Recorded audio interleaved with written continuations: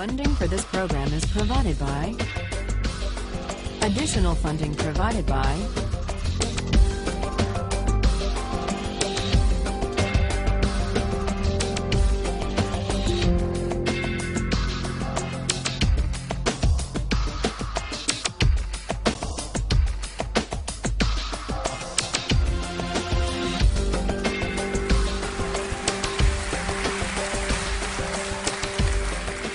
This is a course about justice, and we begin with a story.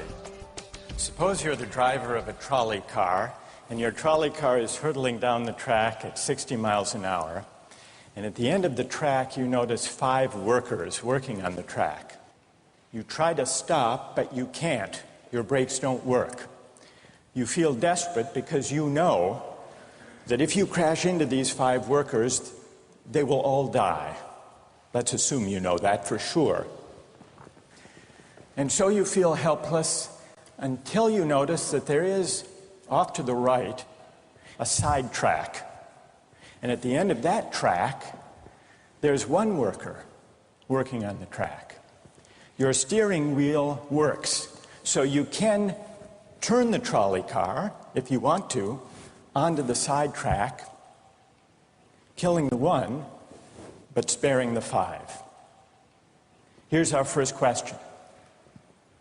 What's the right thing to do? What would you do? Let's take a poll. How many would turn the trolley car onto the side track? Raise your hands.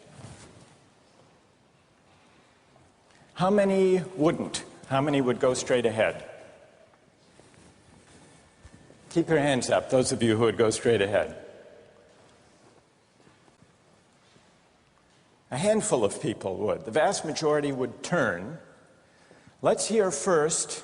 Now we need to begin to investigate the reasons why you think it's the right thing to do. Let's begin with those in the majority who would turn to go onto the side track. Why would you do it? What would be your reason? Who's willing to volunteer a reason? Go ahead, stand up. Because it can't be right to kill 5 people when you can only kill 1 person instead. It wouldn't be right to kill 5 if you could kill 1 person instead. That's a good reason. That's a good reason. Who else? Does everybody agree with that reason? Go ahead. Well, I was thinking it was the same reason on 9/11. We regard the people who flew the plane into the Pennsylvania field as heroes because they chose to kill the people in the plane and not kill more people in big buildings. So the principle there was the same on 9/11. It's a tragic circumstance, but better to kill 1 and so that 5 can live? Is that the reason most of you had, those of you who would turn? Yes? Let's hear now from those in the minority, those who wouldn't turn. Yes? Well, I think that's the same type of mentality that justifies genocide and totalitarianism. In order to save one type of race, you wipe out the other. So what would you do in this case? You would, to avoid the horrors of genocide, you would crash into the 5 and kill them? Presumably, yes. You? Yeah. Okay, who else? That's a brave answer. Thank you. Let's consider another trolley car case and see whether those of you in the majority want to adhere to the principle, better that 1 should die so that 5 should live. This time you're not the driver of the trolley car, you're an onlooker. You're standing on a bridge overlooking a trolley car track. And down the track comes a trolley car. At the end of the track are 5 workers. The brakes don't work. The trolley car is about to careen into the 5 and kill them. And now, you're not the driver. You really feel helpless until you notice standing next to you, leaning over the bridge, is a very fat man. And you could give him a shove. He would fall over the bridge, onto the track, right in the way of the trolley car. He would die, but he would spare the 5. Now, how many would push the fat man over the bridge? Raise your hand. How many wouldn't? Most people wouldn't. Here's the obvious question. What became of the principle? Better to save 5 lives even if it means sacrificing 1. What became of the principle that almost everyone endorsed in the first case? I need to hear from someone who was in the majority in both cases. How do you explain the difference between the two? Yes? The second one, I guess, involves an active choice of pushing the person down, which I guess that person himself would otherwise not have been involved in this situation at all. And so to choose on his behalf, I guess, to involve him in something that he otherwise would have escaped is, I guess, more than what you have in the first case, where the 3 parties, the driver and the 2 sets of workers, are already, I guess, in the situation. But the guy working, the one on the track off to the side, he didn't choose to sacrifice his life any more than the fat man did he? That's true, but he was on the tracks. And you... This guy was on the bridge. Go ahead, you can come back if you want. All right, it's a hard question. All right, you did well. You did very well. It's a hard question.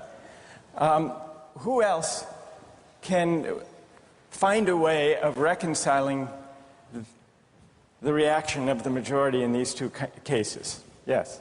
Well, I guess in the first case, where you have the 1 worker and the 5, it's choice between those 2, and you have to make a certain choice, and people are going to die because of the trolley car, not necessarily because of your direct actions. The trolley car is a runaway thing, and you're making a split-second choice, whereas pushing the fat man over is an actual act of murder on your part. You have control over that, whereas you may not have control over the trolley car. So I think it's a slightly different situation. All right, who has a reply? No, that's good. Who has a way? Who wants to reply? Is that a way out of this? I don't think that's a very good reason, because you choose to... It's either way you have to choose who dies, because you either choose to turn and kill the person, which is an active conscious thought to turn, or you choose to push the fat man over, which is also an active conscious action. So either way you're making a choice. Do you want to reply? Well, I'm not really sure that that's the case. It just still seems kind of different, the act of actually pushing someone over onto the tracks and killing him. You are actually killing him yourself. You're pushing him with your own hands. You're pushing him. And that's Right. different than steering something that is going to cause death into another... You know, it doesn't good. really sound right saying it now. No, it's good. But I'm up here. It's good. What's your name? Andrew. Andrew. Let me ask you this question, Andrew. Yes. Suppose, standing on the bridge next to the fat man, I didn't have to push him. Suppose he were standing over a trap door that I could open by turning a steering wheel like that.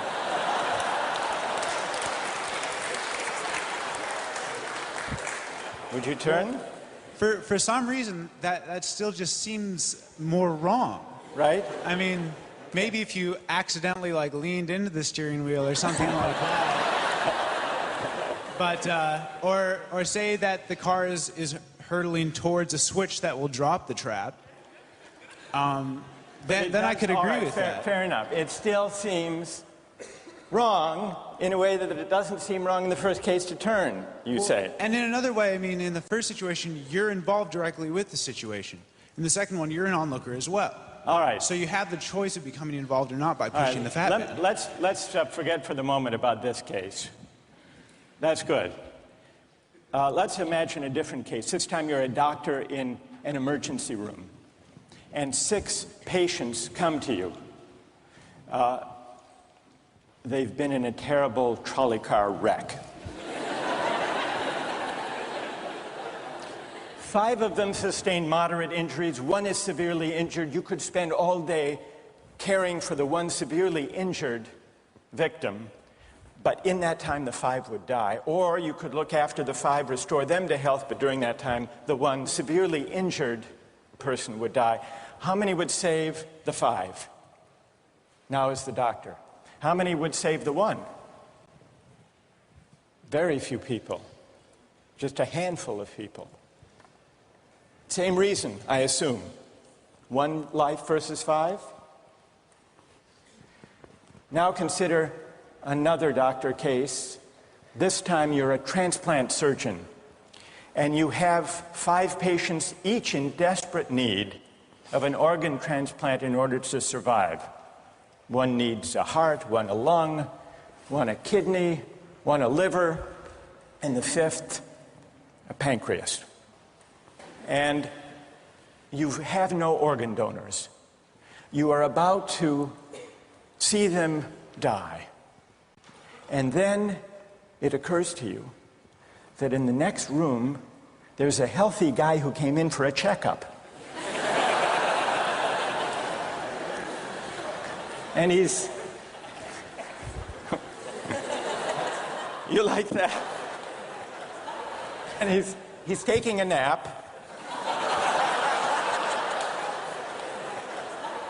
You could go in very quietly, yank out the 5 organs, that person would die. But you could save the 5. How many would do it? Anyone? How many? Put your hands up if you would do it.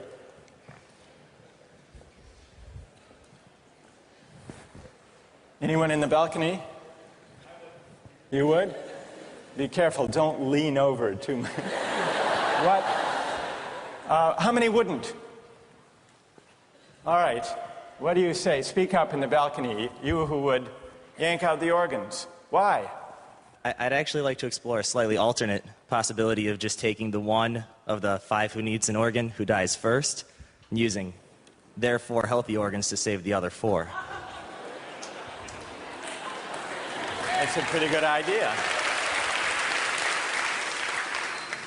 That's a great idea, except for the fact that you just wrecked the philosophical point. Well, let's step back from these stories and these arguments to notice a couple of things about the way the arguments have begun to unfold. Certain moral principles have already begun to emerge from the discussions we've had. And let's consider what those moral principles look like. The first moral principle that emerged in the discussion said the right thing to do, the moral thing to do, depends on the consequences that will result from your action.